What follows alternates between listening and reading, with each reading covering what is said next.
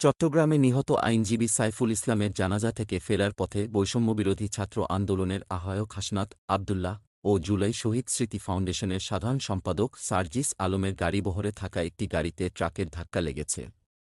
ওই ঘটনাকে এই দুই ছাত্রনেতাকে হত্যাচেষ্টা দাবি করে তার প্রতিবাদে ঢাকা বিশ্ববিদ্যালয়ে বিক্ষোভ হয়েছে। বৈষম্যবিরোধী ছাত্র আন্দোলন ও জাতীয় নাগরিক কমিটির উদ্যোগে বুধবার মধ্যরাত ১:৩০টার দিকে ঢাকা বিশ্ববিদ্যালয়ে রাজু ভাস্কর্যের পাদদেশে এ বিক্ষোভ ও সমাবেশ হয়। সেখানে বক্তারা বাংলাদেশে অস্থিতিশীলতা সৃষ্টিকারী সন্ত্রাসীদের গ্রেপ্তার ও বিচারের আওতায় নিয়ে আসার দাবি জানান। তারা হাসনাত ও সার্জিসকে হত্যাচেষ্টায় জড়িতদের বিচার দাবি করেন।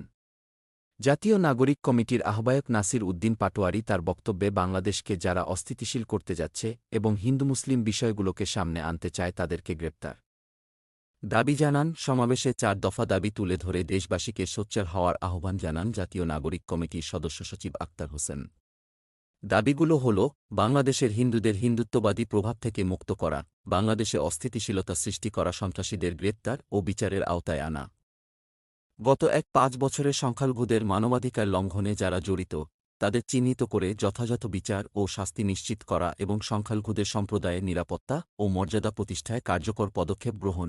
বাংলাদেশ নিয়ে ষড়যন্ত্র হচ্ছে অভিযোগ করে আব্দুল হান্নান মাসুদ বলেন, ২৪-এর ভীত বাংলাদেশের মাটি থেকে মুছে দিয়ে বাংলাদেশের সার্বভৌমত্বের ওপর ষড়যন্ত্রকারীরা আবার আঘাত হানতে পারবে বলে মনে করলে তারা সবচেয়ে বড় ভুল করবে। তিনি বলেন, তারা ভাবছে সার্জিস হাসনাতদের সরিয়ে দিলেই এ দেশের স্বাধীনতা সার্বভৌমত্ব আর টিকে থাকবে না।